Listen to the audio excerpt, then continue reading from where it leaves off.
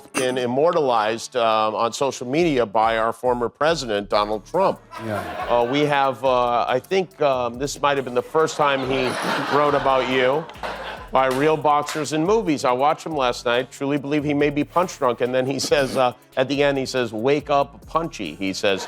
In all fairness to the former president, is that true? Do you have to use a teleprompter when speaking about President Trump? Robert De Niro just walked onto Jimmy Kimmel's stage and absolutely destroyed Trump with a roast so brutal, it sent shockwaves through Hollywood. The crowd went wild as the legendary actor didn't hold back one bit. Meanwhile, Trump was watching live, his tiny fingers rage typing on Truth Social, calling De Niro overrated, while the rest of America was busy making memes comparing their careers. Spoiler alert, nobody's hanging a framed copy of Home Alone 2 next to Raging Bull. The moment Robert De Niro stepped onto Jimmy Kimmel's stage, you could feel Trump's nightmare beginning. The studio lights seemed to intensify as Hollywood's legendary tough guy walked out with purpose in every step. This wasn't your typical celebrity appearance to plug a new movie or project. Nope, the Taxi Driver star had something else on his agenda, and everyone in that room could sense it. The crowd went absolutely nuts, erupting into wild applause before De Niro even said a word. They weren't just clapping for an acting legend, they were cheering because they knew what was coming.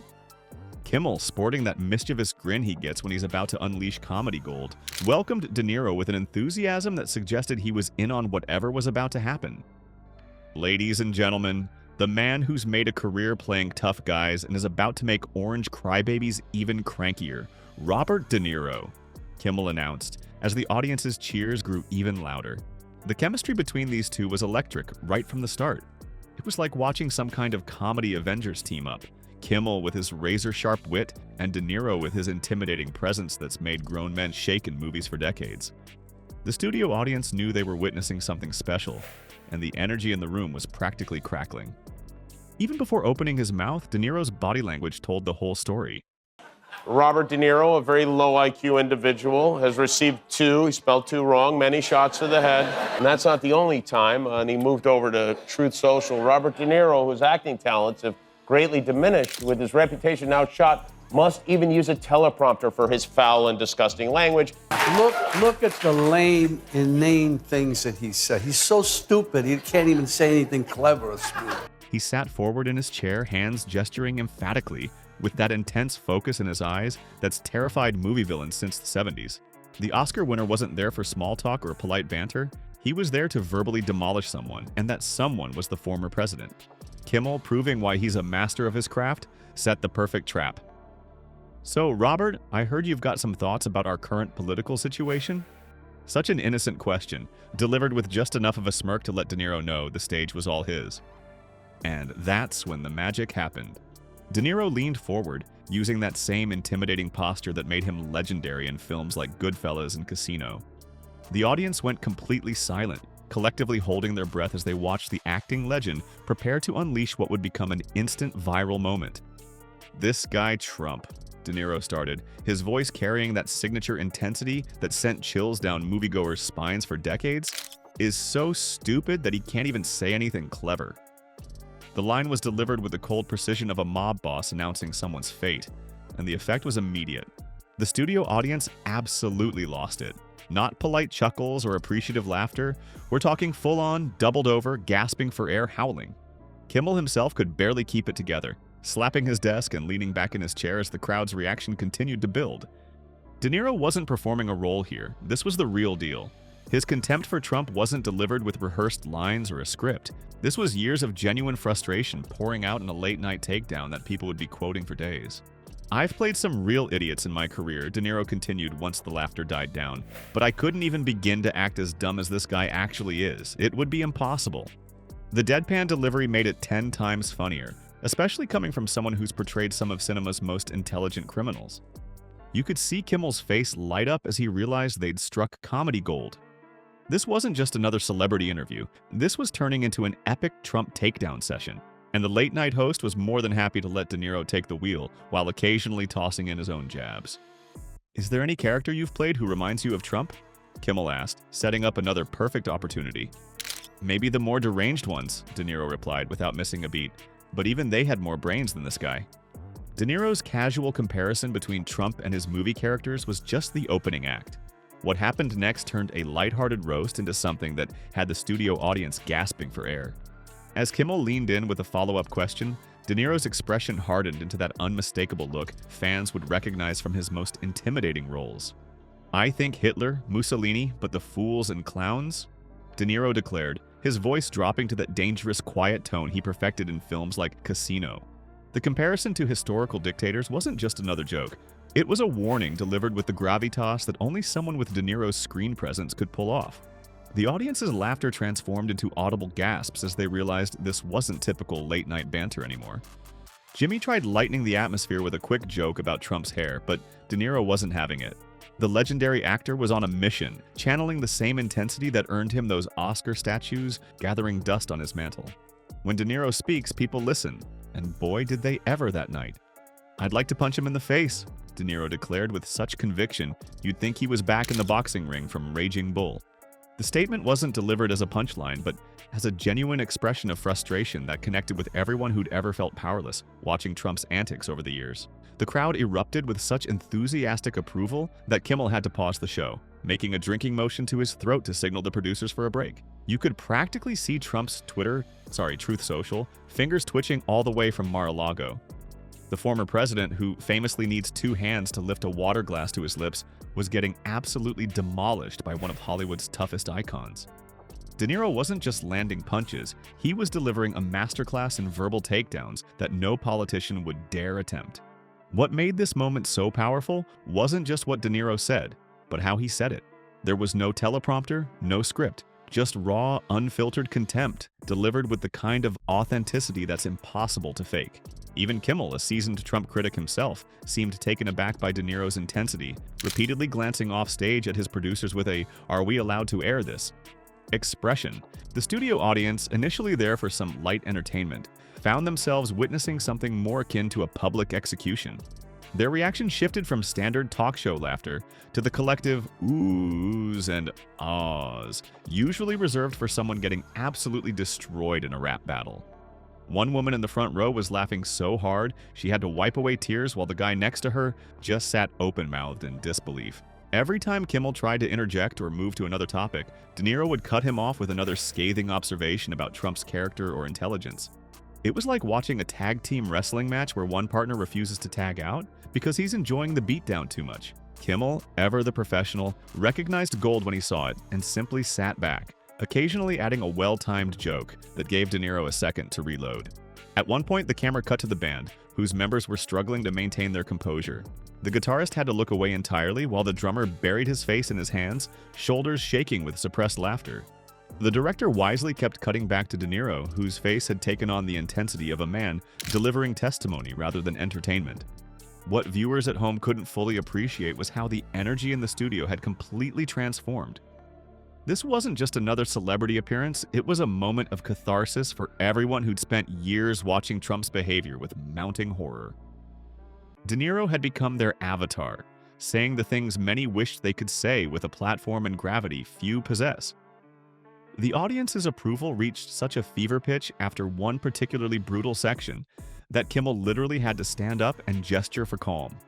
"We're going to need you all to settle down, or we'll never finish the show," he joked, dabbing his forehead with a handkerchief.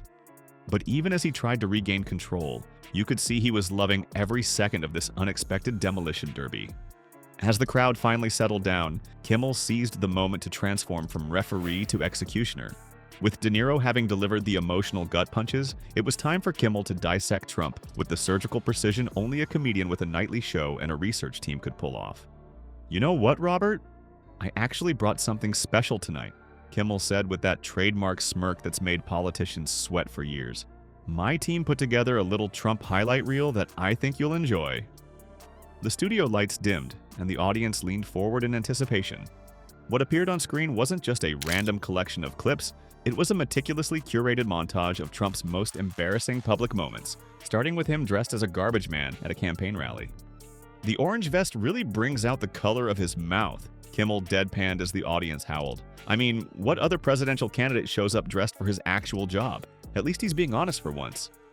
The clips continued rolling as Kimmel provided commentary that had people gasping for air. When footage of Trump squinting into the solar eclipse appeared, Kimmel quipped, Here's scientific genius Trump trying to outsmart the sun. Spoiler alert, the sun won, but Trump's spray tan fought back with equal brightness. Unlike De Niro's intense, almost threatening approach, Kimmel's method was death by 1,000 punchlines. Each joke landed with deadly accuracy as he compared Trump's skin tone to everything from Cheetos to traffic cones. "We actually tried to match his exact shade," Kimmel said, holding up a color wheel with various orange swatches. "The closest we got was nuclear sunset mixed with desperate vanity." The audience doubled over at this point, with several people visibly wiping away tears. What made Kimmel's roast particularly devastating was his use of split-screen comparisons. One moment showed Trump claiming to be the least racist person, alongside clips of him making objectively racist statements. Another juxtaposed Trump bragging about his intelligence while struggling to close an umbrella. Trump's relationship with umbrellas is like his relationship with the truth, Kimmel noted. He doesn't understand how either one works, and he abandons both when they become inconvenient. The host then shifted to Trump's infamous press conference tantrums, playing a supercut of him walking away from reporters when questions got too difficult. Kimmel's impression of Trump's signature walk, shoulders hunched, lips pursed, had the audience practically rolling in the aisles. "Look at this. That's not a president. That's a toddler who just filled his diaper and hopes nobody notices if he waddles away fast enough," Kimmel said, mimicking the walk himself. Even the stone-faced cameramen were cracking up at this point. Perhaps the most cutting segment came when Kimmel brought up Melania. As photos of her looking miserable at various events flashed on screen, Kimmel suggested, "You know Melania is sitting somewhere right now watching this and thinking, 'Keep going, Jimmy. Tell them about the snoring too.'" The audience gasped, then erupted into applause so thunderous that Kimmel had to wait nearly 30 seconds before continuing. "People wonder why she spends so much time in New York," Kimmel continued. "Wouldn't you rather be anywhere else than listening to Grandpa rant about crowd sizes over breakfast? I bet she has a dartboard with his face on it hidden somewhere in Trump Tower." For his finale, Kimmel brought out a life-sized cardboard cutout of Trump and placed it center stage. This is actually more articulate than the real thing, and it has the added benefit of not being able to launch nuclear weapons when it feels insecure. As the audience's laughter finally began to subside, Kimmel delivered his knockout punch. Looking directly into the camera, he said, "Right now, Trump is pacing around Mar-a-Lago in his bathrobe, phone in hand, muttering about washed-up actors and unfunny comedians while secretly practicing comebacks in the mirror." But here's the difference between us and him. We're laughing because it's funny. He's raging because it's true. Turns out Kimmel's prediction about Trump's late-night phone rage wasn't just accurate, it was an understatement.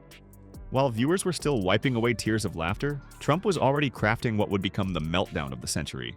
Within hours of the broadcast, the former president's stubby fingers found their way to Truth Social, unleashing a stream of consciousness that read like it was written by an angry toddler who just had his favorite toy taken away. Trump's posts grew increasingly unhinged as the night progressed. In one particularly memorable rant, he called De Niro a very low IQ individual who had received too many shots to the head by real boxers in movies. Because apparently Trump thinks movie fight scenes involve actual punching. But wait, it gets better. In his fury, Trump couldn't even spell the word "to" correctly, typing "to" instead. Nothing says stable genius like elementary spelling errors while trying to insult someone else's intelligence. The comedy goldmine didn't stop there.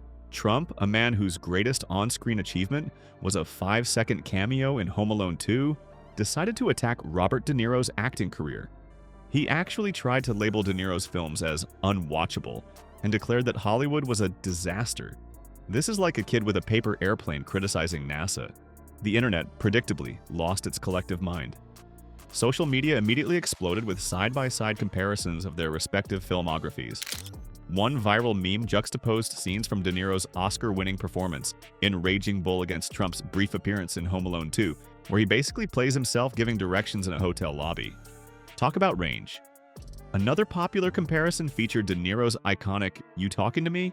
mirror scene from Taxi Driver next to Trump's awkward cameo in a McDonald's commercial. The verdict was unanimous. Stick to politics, Donnie. But the most devastating meme of all featured a collection of De Niro's critically acclaimed movie posters alongside images of failed Trump steaks. On one side, Goodfellas, The Godfather Part 2, and Casino. On the other, overpriced, underwhelming slabs of meat that went out of business faster than you can say, "well done" with ketchup.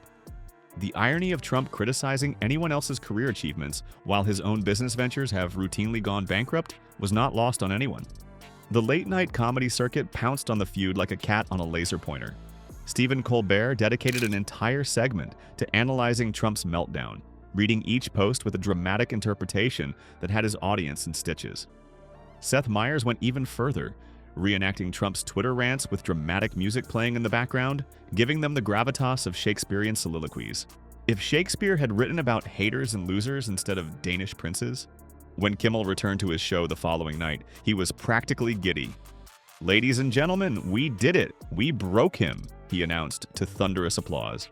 The host then proceeded to display a supercut of Trump's frantic Truth Social posts, each one more unhinged than the last. Kimmel's gleeful reaction only served to highlight the absurdity of a former president of the United States engaging in schoolyard insults with celebrities. The fallout from this epic roast spread far beyond just Trump, De Niro, and Kimmel. Other celebrities began chiming in with their own jabs, creating what one commentator described as the weirdest Hollywood versus politics crossover event in history.